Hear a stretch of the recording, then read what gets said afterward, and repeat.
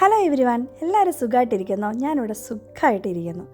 ഇന്ന് രാവിലെ എഴുന്നേറ്റപ്പോൾ വൈകുന്നേരത്തെ പലഹാരത്തിന് എന്തുണ്ടാക്കുമെന്ന് ആലോചിച്ചപ്പോൾ വിചാരിച്ചു അന്നൊരു പരിപ്പോടെ അങ്ങ് സെറ്റാക്കിയേക്കാണ്. പിന്നെ വേറെ ഒന്നും ഓർത്തില്ല, നേരെ കുറച്ച് പരിപ്പെടുത്തങ്ങ് വെള്ളത്തിലിട്ട്.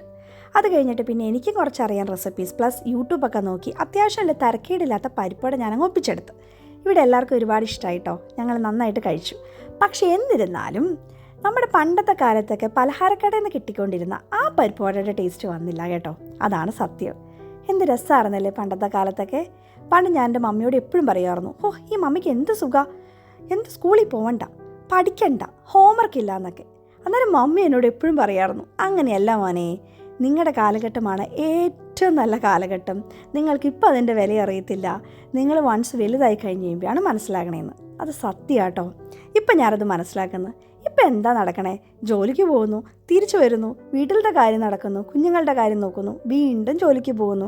ഇതൊരു റൊട്ടീനായിട്ട് പോകുന്നു. എന്ത് രസമുള്ള കാലഘട്ടമായിരുന്നല്ലോ കഴിഞ്ഞു പോയത്. ഇതൊക്കെ ആലോചിക്കുമ്പോൾ ഇപ്പോൾ ഭയങ്കരമായിട്ട് നൊക്ലാജി അടിക്കുന്നു അതൊക്കെ ആലോചിക്കുമ്പോൾ, അല്ലേ? പിന്നെ സുഖമായിട്ടിരിക്കുന്നുവല്ലോ അല്ലേ? Bye bye.